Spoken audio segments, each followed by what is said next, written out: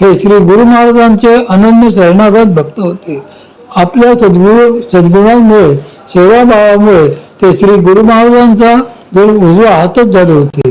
सत्यानुसार वागणे, स्वधर्मोचित आचार आणि सद्गुरूचरणी संपूर्ण शरणागती हे त्यांच्या जीवनाचे यशस्सूत्रच म्हटले पाहिजे. श्री गुरु महाराज त्यांना जे व जसे सांगत त्याचप्रमाणे ते त्यावर एक शब्दही न विचारता कार्यवाही करीत. स्वप्नदृष्टांतात परमपूज्य श्री वासुदेवानंद सरस्वती टेंबे स्वामी महाराजांकडून नाममंत्र मिळून त्यांनी त्या 13 अक्षरी श्रीराम मंत्राचा 13 कोटी जपही पूर्ण केला होता. या जपामुळे व सत्यनिष्ठेमुळे त्यांना वाचासिद्धीही प्राप्त झालेली होती. ते बोलतील तसे घडत असते. एका जागी बसून ते इतरत्र पडणाऱ्या गोष्टी जाणू शकत. त्यांच्या पुण्यदर्शनाने लोकांची अडलेली कामे होत. श्री नाना मात्र सगळ्यात असूनही अलिप्त राहून सर्व समाधानात आनंदात आयुष्य जगले. श्री गुरु महाराज पुण्यात आले तेव्हापासून तो थेट त्यांच्या महानिर्वाणापर्यंत जवळजवळ 50 वर्षे श्री नाना हे श्री गुरु महाराजांच्या अखंड सेवेत होते. त्यांची गुरुभक्ती, गुरु शरणागती, गुरु प्रेम, गुरु सेवा या साऱ्या गोष्टी केवळ अलौकिक होत्या. श्री गुरु महाराजांनी परमपूज्य श्री लोकनाथ तीर्थ स्वामी महाराजांना प्रार्थना करून श्री नानांना दीक्षा देवली. पुढे परमपूज्य श्री स्वामी महाराजांनी नानांची योग्यता जाणून त्यांना दीक्षा गुरुत्वही दिले होते. पण नानांनी मात्र कायम सेवक म्हणण्याचाच आनंद मानून आयुष्यात कधीही त्या दीक्षा अधिकाराचा वापर केला नाही. परमपूज्य सद्गुरू श्री नानांचा व परमपूज्य श्री नानांचा बंधुवत परस्पर स्नेह होता. 20 नारायण पेठेपासूनच त्यांचा तो स्नेहसंबंध उत्तरोत्तर वाढत गेला. इतका की परमपूज्य श्री मामा हे बाजीराव कुटुंबातीलच एक सदस्य झाले होते. परमपूज्य श्री मामांना श्री नानांबद्दल असलेले प्रेम हे त्यांच्या बोलण्यातून बरेचदा जाणवत असे. श्री नानांची उत्कट गुरुभक्ती, श्री गुरु महाराजांप्रती असलेला त्यांचा दृढ निष्ठाभाव आणि श्री गुरु महाराजांच्या मनातले जाणून त्याप्रमाणे सेवा करण्याची त्यांची हातोटी व परमपूज्य श्री मामा नेहमीच वाखाणत असत. 85 साली जेव्हा मध्य प्रदेशातील भिराईला परमपूज्य श्री मामांची रौप्य तुला ठरली तेव्हा त्या कार्यक्रमाला श्री नानांनाही न्यावे असे परमपूज्य श्री मामांच्या मनात आले. म्हणून श्री नानांना निमंत्रण देण्यासाठी त्यांच्या घरी जाण्याचे ठरले. परमपूज्य श्री मामा व मी असे आम्ही दोघेच त्या निमित्ताने त्यांच्या घरी गेलो. त्यावेळी प्रकृती अस्वस्थामुळे नाना पलंगावर झोपून होते. आम्ही आत गेल्यावर परमपूज्य श्री मामांना बघून ते उठून बसले. मामा भेटीला आल्यामुळे त्यांना खूपच आनंद झाला होता. दोघांच्याही मन मोकळ्या गप्पा होऊ लागल्या. मी बाजूलाच एका कोपऱ्यात उभे राहून त्यांच्या संवाद सुखाचा आनंद अनुभवत होतो. मामांनी नानांना रौप्यचुरेच्या कार्यक्रमाविषयी सांगताच त्यांना अपार आनंद वाटला. मामा म्हणाले, नाना तुमची प्रकृती बघून धीर होत नाही, पण तुम्ही कार्यक्रमाला येऊ शकला असता तर खूपच आनंद वाटला असता. श्री गुरु महाराजांचे आशीर्वादच आपल्या रूपाने मिळाले असते. नानांच्या नेत्रात हे ऐकून पाणी तरळले. बोलता बोलता श्री नाना मामांना म्हणाले, मामा आपल्याला एक प्रार्थना आहे. माझ्या परिचयातल्या एका सद्गुरूंना दीक्षा झाली आहे. आपणास योग्य वाटले तर त्यांच्यावर कृपा व्हावी. ते ऐकताच परमपूज्य श्री मामा पटकन म्हणाले, अहो पण नाना श्री स्वामी महाराजांनी प्रत्यक्ष आपणासच दीक्षाधिकार दिले आहेत. असे असताना माझ्याकडे त्यांना का पाठवता? आपणच बसवून घ्या ना.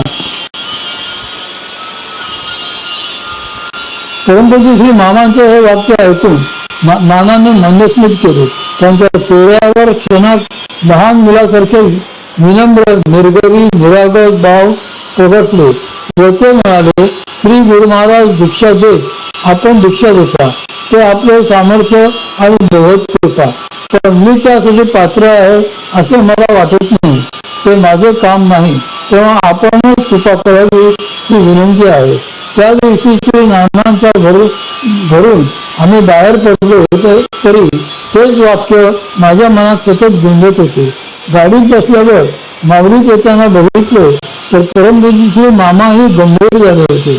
काही वेळानं ते मला म्हणाले, बघितलेस ना हा नानांचा भाव कुठे आणि आजकालचे स्वतःला बरेच सद्गुरू म्हणून मिळवणारे कुठे.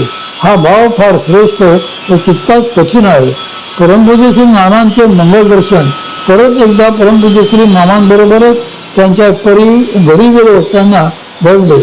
ते ऑगस्ट 1989 मध्ये जन्माष्टमीच्या आदल्या दिवशी नाना त्यावेळी गंभीर आजारी होते. दुसऱ्या दिवशी जन्माष्टमीलाच त्यांचे महानिर्वाण झाले. त्यांच्या महानिर्वाणाचे वृत्त कळताच परमपूज्य श्री मामांचा कंठ दाटून आला. डोळ्यातून अश्रूधारा वाहू लागल्या आणि त्यांच्या तोंडून वाक्य बाहेर पडले, आमचे मामा नरहरपंत सोनटक्के याच पावन तिथीला भगवत चरणी लीन झाले होते. आणि त्यानंतर आज आमचे नाना श्री गुरु महाराजांच्या भक्तिगृहीचा अखंड तेवत असलेला नंदादीपच आज शांत झाला. उपसंहार. सिद्धपुरुष संत महात्मे हे ज्या अलौकिक भाव पातळीवर नित्य विवरण करत असतात ती पातळी सर्वसामान्यांना ओळखीची नसते. स्थूलसृष्टीच्या 5 भौतिकांच्या मर्यादा संवाद ओलांडलेल्या महात्म्यांच्या भाववृत्ती आपल्या विचारांच्या चौकटीत आणि भौतिक नियमांच्या मर्यादित न बसणाऱ्याच असतात. जेथे भौतिकता संपते तेथूनच पारमार्थिक भाव विश्व सुरू होते. त्यामुळे पारमार्थिक साधना मार्गात प्रवेश करणारा तत्वज्ञानावर निष्ठा ठेवणारा प्रत्येकच साधक सुरुवातीला अनाकलनीय वाटणारे अनेक प्रसंग अनुभवू लागतो. 5 भौतिक शास्त्रांच्या साहाय्याने अशा अनुभवांची उकल समाधानकारकरित्या होऊ शकत नाही. मात्र साधक साधना मार्गात स्थिरावल्यावर त्याला अनुभवाने सद्गुरुबोधाने अशा प्रकारच्या चमत्कारिक वाटणाऱ्या घटनांमधले सत्य उकळू लागते.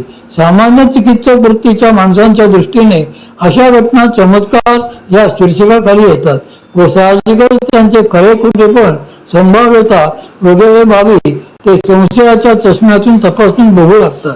पण त्यांच्या या लौकिक दृष्टीपेक्षा खऱ्या साधकांची दृष्टी मात्र अत्यंत भिन्न असते. खरा साधक असे अनुभव हे त्यांच्या आराध्याच्या प्रेमाचे, कृपेचे, करुणेचे लक्षण मानतो. या घटनांच्या चमत्कारासारख्या वाटणाऱ्या भागांचे त्याला सहसा भान नसते. किंबहुना त्याला तो गौणतच देतो. त्यामुळेच एखाद्या खऱ्या साधकाचे अनुभव जेव्हा दुसरा तसाच तळमळीचा साधक ऐकतो, वाचतो, तेव्हा त्याच्या हृदयात दाटून राहते ती केवळ त्या प्रसंगातून प्रगटलेली विलक्षण प्रेम भावना. श्री सद्गुरु स्मरणीतील अनुभव कथनाची माझी हीच प्रांजळ भूमिका आहे. प्रथम सद्गुरु भेटीपासूनच मी जे अपार सद्गुरु प्रेम अनुभवले आणि आजही नित्यशा अनुभव आहे त्याचा आस्वाद, परिचय इतरही रसिक साधकांना घेता यावा हाच त्या मागचा माझा एकमेव हेतू आहे. ज्यांचा परमार्थ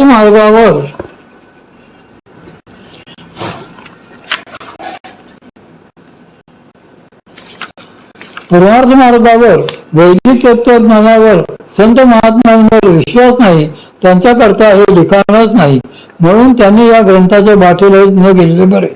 श्री सद्गुरु स्मरणीतील आठवणीमधल्या काही आठवणी या दिव्य सृष्टीतील अपवार्थीच अशा आहेत. त्या स्वरूपाचे अनुभव ज्या भाग्यवंतांनी घेतले असतील त्यांनाच त्यातील मर्म शास्त्रशुद्ध चिंतनाने कळू शकेल. इतरांनी अशा आठवणीवर विश्वास ठेवावाच असा माझा आग्रही त्यामुळे नाही. संत महात्म्यांच्या विशिष्ट भावस्थितीत ज्या चमत्कार सदृश घटना त्यांच्या निमित्ताने घडून येत असतात त्या खरे म्हणजे निसर्गतः अगदी सहज घडतात.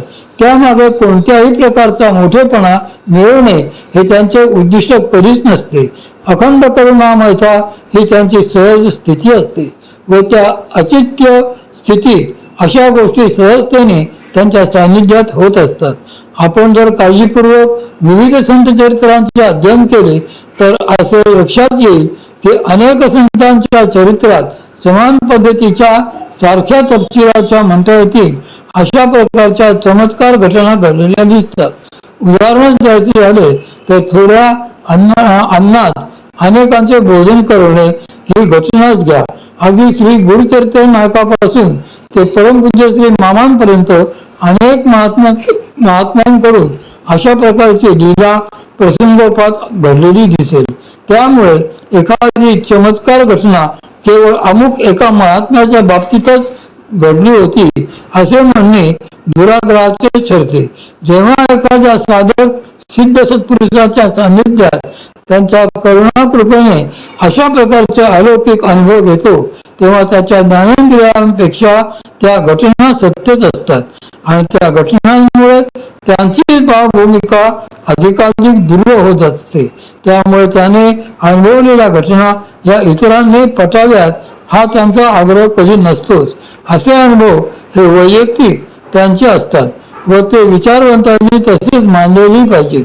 श्री सद्गुरु स्मरणीतून आलेल्या विविध हकीकतींमुळे परमपूज्य सद्गुरु श्री मामांचे मोठेपण वाढणार आहे असा काही भाग नाही.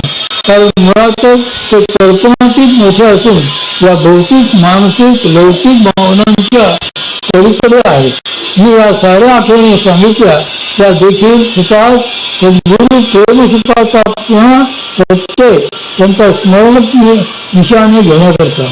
म्हणून केवळ या प्रकारच्या आस्वाद दृष्टीचे या ग्रंथाचा विचार करावा ही माझी प्रस्तुत ग्रंथाच्या वाचकांकडून किमान अपेक्षा आहे. ज्या आठवणींमधून आपणास आपले भाव पुष्ट होण्याकरता सहाय्य होईल अशा आठवणी आपण अवश्य स्वीकाराव्यात. त्याचप्रमाणे ज्या आठवणी रुचणार नाही त्या माझ्या भाव विलासाचा अथवा कल्पनारम्यतेचा भाग म्हणून सोडून द्याव्यात. मला त्याचेही मुळीच वाईट वाटणार नाही. या आठवणी लिहिण्याच्या सांगण्याच्या निमित्ताने मी सतत अपार असा आनंद अनुभवलेला आहे. परमपूज्य सद्गुरु श्री मामांच्या सान्निध्यातले ते उंची अत्तरासारखे दरवणारे सुखद मधुर स्मृतिक्षण हृदयकृती उघडून मी परत मनसोक्त अवघ्राणले आहेत. या स्मरण यात्रेचे निमित्त झालेल्या माझ्या असंख्य गुरुभगिनींना मी त्याकरता अंतःकरणपूर्वक धन्यवाद देऊन विनम्र कृतज्ञता व्यक्त करतो. कबीर बहादुर प्रेम का हमपरी बरस्या आल आई अंतरी भीगी आत्मा हरी बही वन राही विरह जगावे दर्द को दर्द जगावे जीव जीव जगावे सुरती को पंच पुकारे की दादू माँ. अवधूत चिंतन